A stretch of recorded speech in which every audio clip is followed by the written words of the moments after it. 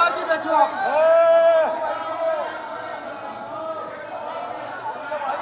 ठीक है, मंत्री जी अपना आदरणीय सदस्य ने उठाई है और इस तरह से सबको मिर्ची लग गई, इस तरह से मिर्ची लग गई। अरे अखबार दिखाते हो बार बार, आज अखबार क्यों नहीं लेके आए आप? जिस अखबार को आप लोग तथ्य बना के सदन में पेश करते हो, आज का अखबार क्यों नहीं लेके आए? आज क्यों नहीं दिखा रहे हो अखबार कि देखो सभी कारनामे? ठीक है, सभी सदस्य बैठेंगे, सभी सदस्य बैठेंगे। आज कल एक माननीय हाई कोर्ट का फैसला आया, दुर्भाग्यपूर्ण है, क्योंकि किस प्रकार से नौकरियों में बंदरबाट होती थी। कोर्ट ने ये कहा कि जो टॉप आया था बच्चा, वो नौकरी नहीं लगा, कोई और लग गया, पानीपत जिले का था। परंतु कोर्ट ने इसके ऊपर भी चिंता जाहिर की है कि ये 2016 का नहीं, 2008 का मामला है, 2008 का मामला है। इस बात को उठाया कि जो प्रक्रिया थी सरकार की वो चिंताजनक थी, कैसे युवाओं को न्याय मिले, नहीं मिलता था न्याय। माननीय अध्यक्ष जी ये बात कह रहे हैं। आपने रूलिंग दे दी कि कोई अखबार नहीं दिखाएगा, ठीक बात है जो आपने रूलिंग दे दी, लेकिन मुद्दा तो उठाया जा सकता। 0 आवर जो है, ये जो करंट इश्यूज होते हैं और पब्लिक इम्पोर्टेंस, उनको उठाने के लिए ही होता है। और ये एक बहुत ज्वलंत मुद्दा है गुंडागर्दी का, तो इसको लोगों के सामने रखना बहुत आवश्यक है कि किस प्रकार से बच्चों के भविष्य के साथ खिलवाड़ किया जाता है। डॉक्टर साहब ये तंजन बात चलेगी। मान्य एमबीबीएस के अंदर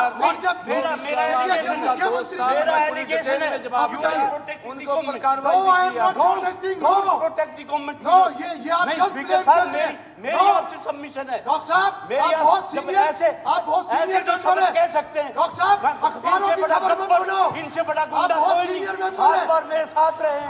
आपकी सीनियरिटी का लिहाज हो रहा है, आपकी सीनियरिटी का लिहाज हो रहा है, मगर लिमिट्स क्रॉस मत करें आप भी। नो, ये अलाउड नहीं होगा। हाँ हाँ, वो मर्जी है आपकी। हाँ नहीं नहीं नहीं, आप गलत बोल रहे हैं। नो, आप चेयर को आप इस तरीके से नहीं दे सकते।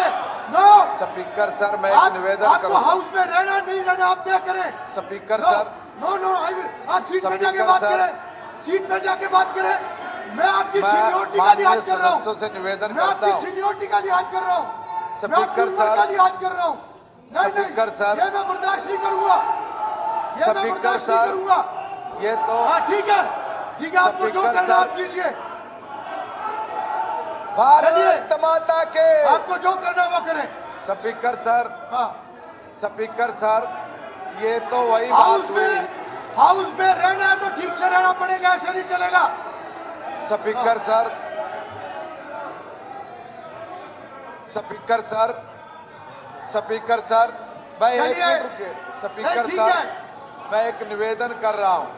आप मेरा या तो निवेदन सीट ये पे है, बैठिए आप लोग, मेरा सभी सदस्यों से निवेदन है, या तो वो सीट पे बैठे। नहीं, ऐसे नहीं चलेगा, ऐसे नहीं चलेगा। अरोड़ा जी, आप अरोड़ा जी, नहीं, ठीक है, जो वो बात रख रहे हैं मैंने सुन ली है, मैंने सुन ली आपकी बात। नहीं, वो टॉलरेट नहीं होगा, वो टॉलरेट नहीं होगा, एक बार नहीं होगा टॉलरेट। नो, बैठो बैठो एक बार। अरोड़ा जी, नहीं नहीं, अब हो गया। अरोड़ा जी, ठीक है, आपकी सीनियरिटी का लिहाज रखा गया है, इससे ज्यादा कुछ नहीं है। अब आपने क्या करना है, आपने बैठना है नहीं बैठना। Speaker sir, speaker sir.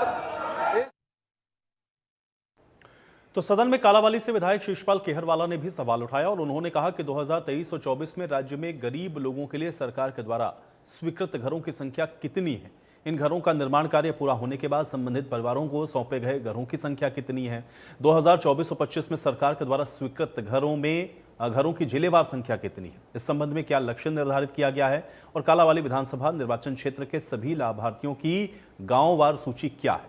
इसका जवाब देते हुए मंत्री महिपाल ढांडा ने पिछली सरकार पर निशाना साधा और कहा कि आज तक गरीबों को प्लॉट नहीं मिले, जब हमारी सरकार ने उन्हें प्लॉट आवंटित किया। अगर मैं टोटल बात करूं तो 1,28,000 लाभार्थियों को लाभ मिला है। सीएम नायब सैनी ने भी शिषपाल केहरवाला को जवाब दिया। उन्होंने कहा कि 20 करोड़ रुपए जल्द ही लाभार्थियों के खाते में भेजेंगे और योजना का लाभ गरीबों तक पहुंच रहा है।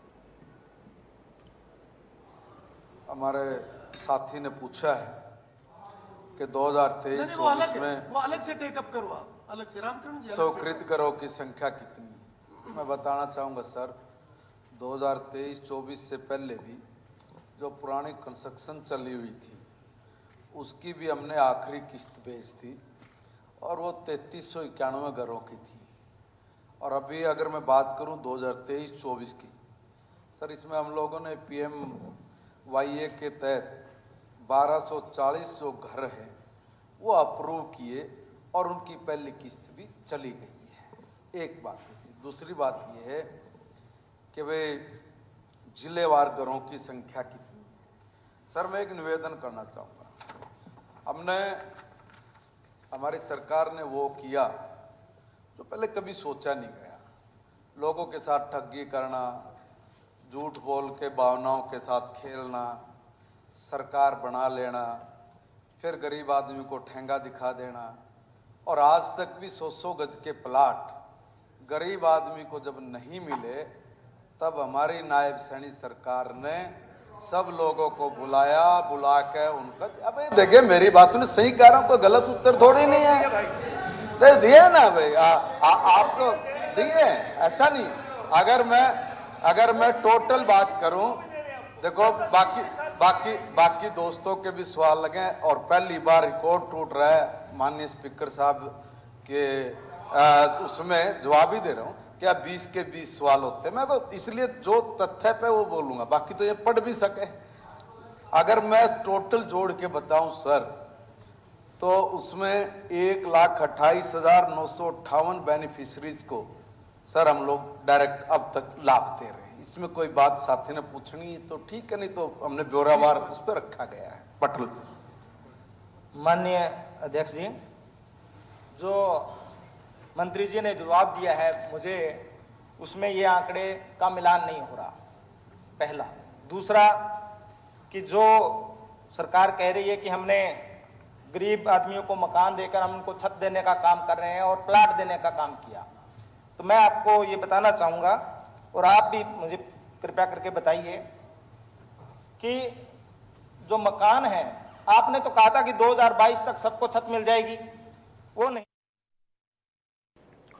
तो हरियाणा विधानसभा के बजट सत्र के 7वें दिन की कार्यवाही प्रश्नकाल से शुरू हुई और जुलाना से कांग्रेस विधायक विनेश फोगाट ने सिंचाई एवं जल संसाधन मंत्री के लिए सवाल लगाया। उन्होंने ये पूछा कि क्या यह तथ्य है कि गांव गतौली, गढ़वाली खेड़ा, बख्ता खेड़ा, जमोला और करेला से गुजरने वाले ड्रेन के कच्चे ट्रैक बरसाती मौसम के दौरान कट जाते हैं और इन गांवों के खेतों में बाढ़ का पानी भरता है? अगर हां, तो ड्रेन को कब तक पक्का किए जाने की संभावना है?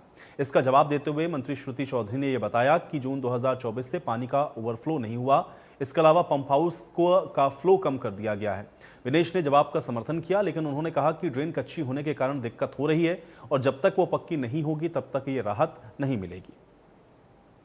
उक्त ड्रेन को कब तक पक्का किए जाने की संभावना है?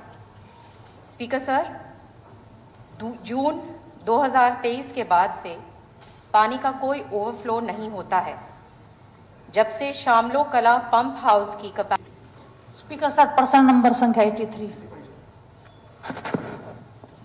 स्पीकर सर, माननीय सदस्य ने जाना चाहा है कि क्या यह तथ्य है कि गांव गतौली, जय जयवंती, गढ़वाली खेड़ा, बख्ता खेड़ा, जमोला तथा करेला से गुजरने वाले ड्रेनों के कच्चे ट्रैक बरसाती मौसम के दौरान कट जाते हैं तथा इन गांवों के खेतों में बाढ़ का पानी भर जाता है, तथा यदि हाँ, तो उपरोक्त ड्रेन को पक्का करने के लिए क्या समाधान करना है और कोई प्रस्ताव सरकार के विचाराधीन है तथा इसका ब्यौरा क्या है तथा उक्त ड्रेन को कब तक पक्का किए जाने की संभावना है? स्पीकर सर, जून 2023 के बाद से पानी का कोई ओवरफ्लो नहीं होता है।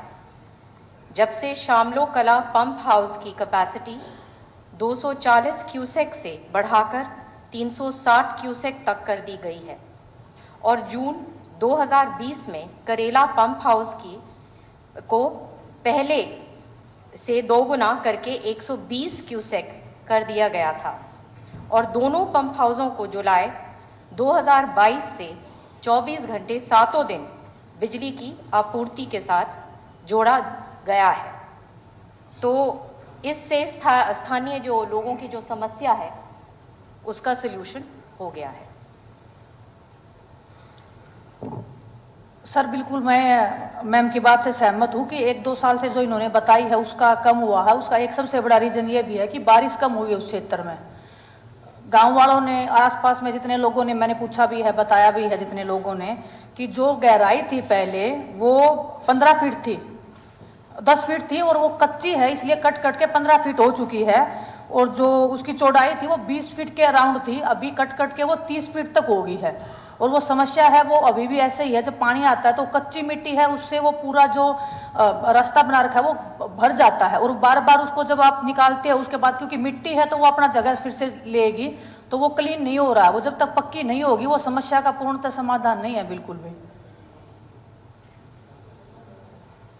सर, जैसे खुद माननीय सदस्य बोल रही हैं कि ओवरफ्लो नहीं हुआ है, और हाल ही में अभी माननीय मुख्यमंत्री जी के अध्यक्षता में फ्लड कंट्रोल ने मीटिंग करी है, और आने वाले टाइम के लिए अगर ऐसी कोई बात है और ऐसी कोई आपदा आती है तो पूरी प्रिपेयर्डनेस है और पूर्ण रूप से इसके ऊपर एक्शन प्लान तैयार है।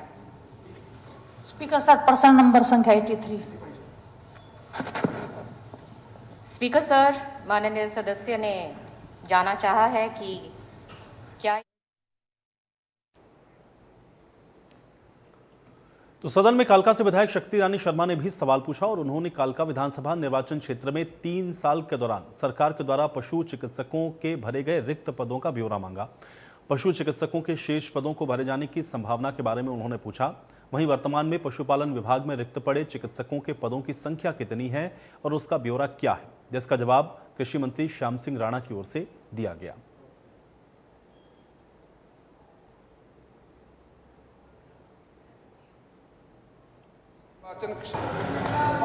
श्रीमती शक्ति रानी। Honorable Speaker, sir. जी Honorable Speaker, sir. Question number ठीक है, ठीक है, ठीक है। अभी इसके ऊपर नहीं, डॉक्टर साहब सवाल रह जाते हैं। नहीं, इस पे कोई चर्चा मत करें।